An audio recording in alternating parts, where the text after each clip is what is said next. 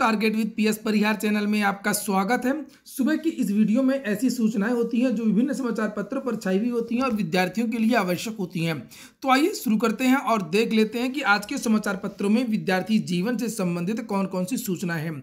तो वीडियो को जल्दी से लाइक कर दें, शेयर कर दें और जिन छात्रों ने चैनल को अभी भी सब्सक्राइब न किया हो तो जल्दी से सब्सक्राइब कर लें ताकि आप लोगों को भी इसी प्रकार की ऑथेंटिक अपडेट सबसे पहले मिलती है। आगे बढ़ने से पहले एक सूचना उन विद्यार्थियों के लिए जो विद्यार्थी केंद्रीय विद्यालय संगठन की भर्ती प्राथमिक शिक्षक भर्ती की तैयारी कर रहे हैं। वे सभी अभ्यर्थी चक्षु प्रकाशन की इस बेस्ट बुक को ले सकते हैं कम समय में। अगर आप रिवीजन करना चाहते हैं, तैयारी करना चाहते हैं तो ये पुस्तक बेस्ट है। केवीएस का जो भी सिलेबस है, चाहे वो सामान्य विज्ञान हो, सामान्य गणित हो, हिंदी हो, तार्किक योग्यता हो, कंप्यूटर की जानकारी हो, सारा का सारा सिलेबस इसमें कवर किया गया है। इस पुस्तक में 2000 से ज़्यादा बहुविकल्पीय प्रश्न दिए हुए हैं। जिस तरीके के प्रश्न आते हैं वही प्रश्न यहाँ पर दिए हुए हैं और ये स्टडी गाइड भी है, यानी कि इसमें डिस्क्रिप्टिव स्टडी मटेरियल भी आपको देखने को मिलेगा। ये देखिए, और सभी कापी किताबों की दुकानों में आपको उत्तर प्रदेश के सभी शहरों में ये पुस्तक मिल जाएगी। और अगर आप लोग ऑनलाइन मंगवाना चाहते हैं तो उसकी लिंक मैंने डिस्क्रिप्शन बॉक्स में दे दी है, वहाँ पर जाकर के आप लोग ऑनलाइन भी इस पुस्तक को मंगवा सकते हैं। शुरू करते हैं आज की सूचनाओं को। 3 लाख प्राथमिक शिक्षकों को खुशखबरी है। लिखा हुआ दशक बाद प्रोन्नत होंगे प्राइमरी शिक्षक। 1 दशक बाद प्राइमरी शिक्षकों के प्रमोशन का रास्ता साफ हो गया है। जल्द ही प्राथमिक विद्यालयों के प्रधानाध्यापकों और शिक्षकों को प्रोन्नति दी जाएगी। योगी सरकार में एक काम तो ढंग से हुआ कि जितने भी विभाग हैं वहां पर जो प्रमोशन रुके हुए थे उन सभी विभागों में प्रमोशन हुए हैं। हालांकि प्रमोशन से जो पद रिक्त हुए हैं उस हिसाब से रिक्त पदों को भरा नहीं गया है। फिलहाल हम लोग देखते हैं समाचार पत्र में क्या सूचना दी गई है। लिखा, बेसिक शिक्षा विभाग के विशेष सचिव अवधेश कुमार तिवारी ने इस संबंध में आदेश जारी कर दिया है। वहीं जूनियर स्कूल के शिक्षकों की प्रोन्नति पर निर्णय के लिए हाईकोर्ट में सरकार मजबूत पैरवी करेगी।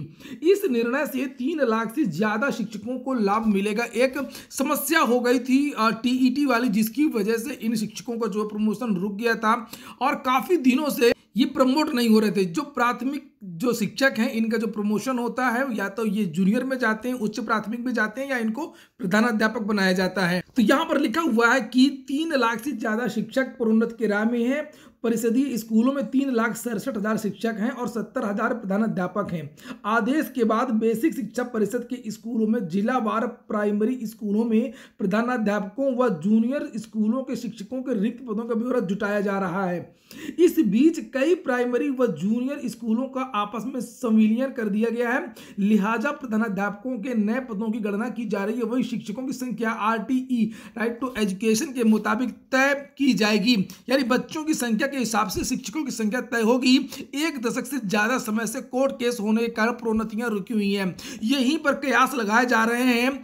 चूंकि यहाँ पर आरटीई की चर्चा की गई है, राइट टू एजुकेशन की चर्चा की गई है, तो अगर इस हिसाब से शिक्षक रखे जाएंगे तो नई शिक्षक भर्ती, एक बड़ी शिक्षक भर्ती आना तय है। सच्चाई तो ये है कि प्राथमिक में अभी लगभग 90,000 पद रिक्त हैं। एक तो 51,000 का जो हलफनामा लगाया गया था 2019 में, 69,000 शिक्षक भर्ती वाला जो मामला था उसमें, और उसके बाद में विगत 3 वर्षों में लगभग 30 से 40,000 पद रिक्त हो गए हैं। तो 90,000 पद तो पहले से रिक्त हैं और उसमें से जो प्रमोट होंगे अभी ये प्राथमिक शिक्षक, तो जो ये पद हैं वो लगभग 1.5 लाख के आसपास रिक्त हो जाएंगे। यानी 50 से 60,000 शिक्षकों का प्रमोशन होगा। अगर उनको हम जोड़ देंगे तो लगभग 1.5 लाख पद रिक्त हो जाएंगे। देखने वाली बात यह है कि जो योगी सरकार है इसकी मंशा क्या है और वो इन रिक्त पदों में कितने पदों पर भर्ती करना चाहेगी। भर्ती तो करेगी, मैंने आप लोगों से बताया था कि लोकसभा चुनाव है और उसके पहले भर्ती आपको 2023 के अंत में देखने को मिलेगी। जून या जुलाई में प्राथमिक शिक्षक भर्ती का जो विज्ञापन है वो जारी हो सकता है और इसी दिशा में विभाग में काम हो रहा है। एक बात और बता दूं कि अगर आप लोगों ने वीडियो को लाइक ना किया हो तो वीडियो को लाइक अवश्य कर दिया करें और जो नए छात्र हो वो चैनल को सब्सक्राइब भी कर लें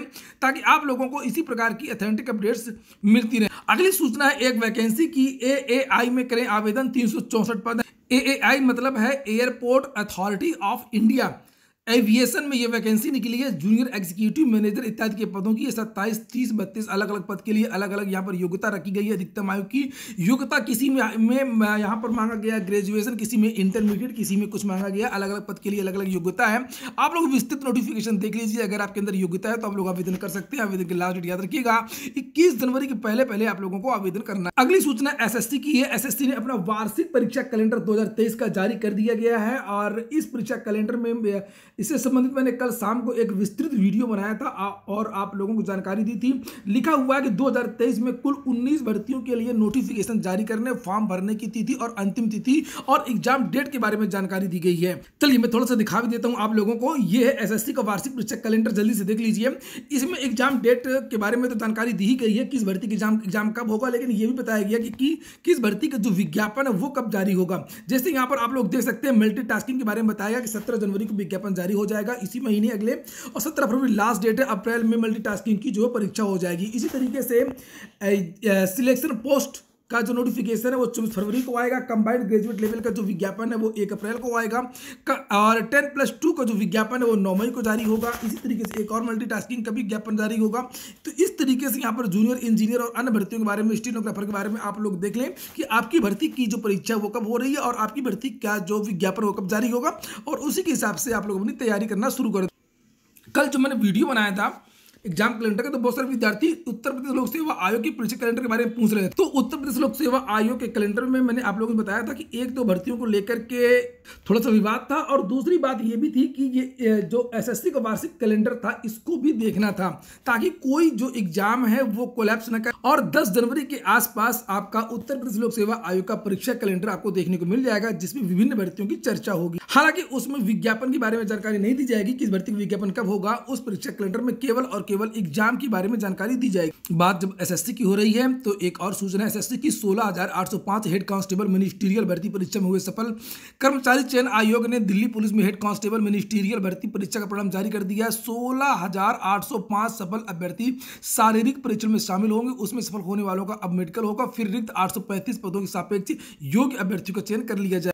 परिषदीय स्कूलों में 15 जनवरी तक शीतकालीन अवकाश हो गया है। जिले के प्रतापगढ़ की बात है, और जिले के परिषदीय स्कूलों में शनिवार से 15 जनवरी तक शीतकालीन अवकाश हो गया। वैसे तो बेसिक शिक्षा विभाग के शैक्षिक कैलेंडर में 31 दिसंबर से 14 जनवरी तक अवकाश घोषित किया गया, मगर 15 जनवरी को रविवार होने के कारण स्कूल बंद रहेंगे। अब 16 जनवरी को स्कूल खुलेंगे।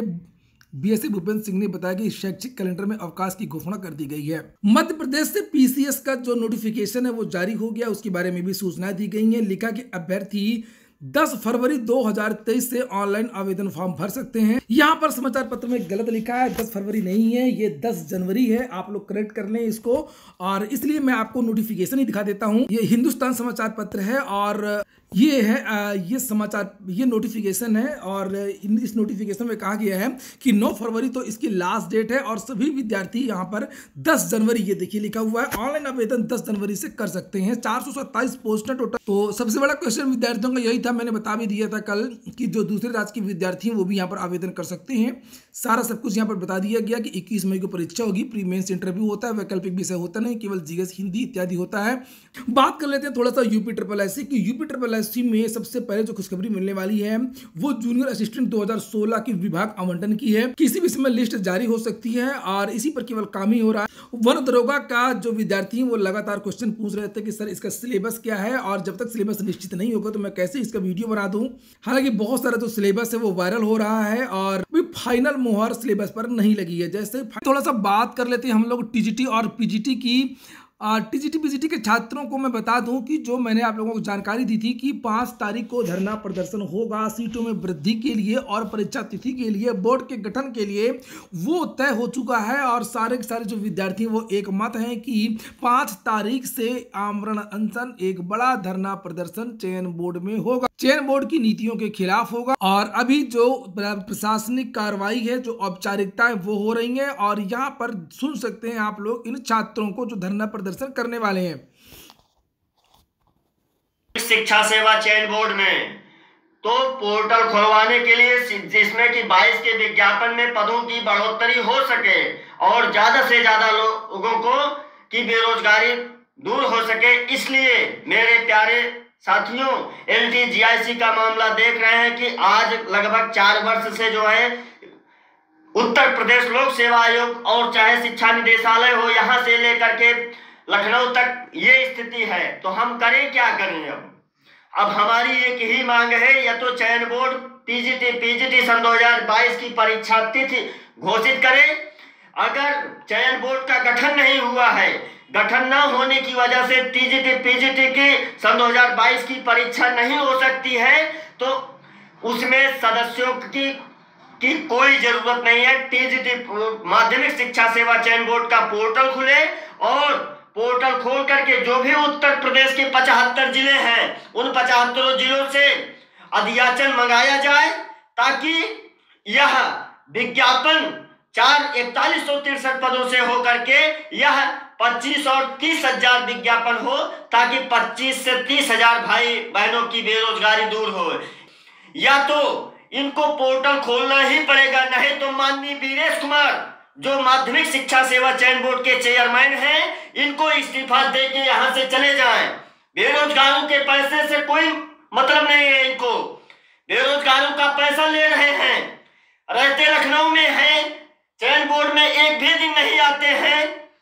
इनकी ये तानाशाही अब बिल्कुल नहीं, इनके खिलाफ मोर्चा खोला जाएगा। इनके इस्तीफे की मांग करते हुए माध्यमिक शिक्षा सेवा चयन बोर्ड पर साम दाम दंड भेद दुर्योधन की चारों राजनीति लगाएंगे और उम्मीद है कि पोर्टल खुलेगा और हम जीतेंगे भी, सीटों को बढ़ाने का काम किया जाएगा और तब शानदार तरीके से हम लोग एक। तो ये आप सुन रहे थे शीतला प्रसाद ओझा, और ये जो छात्र हैं वो आक्रोशित हैं कि एक तो ना तो पद बढ़ रहे हैं और ना ही परीक्षा की तारीखों का ऐलान हो रहा है। ठीक है, आगे जो भी अपडेट्स होंगी मैं आपको इस चैनल के माध्यम से दे दूंगा। ये हो गया आज का वीडियो। पूरा वीडियो सुनने के लिए बहुत बहुत धन्यवाद। कमेंट बॉक्स में बताएं कि टीजीटी पीजीटी का क्या होना चाहिए।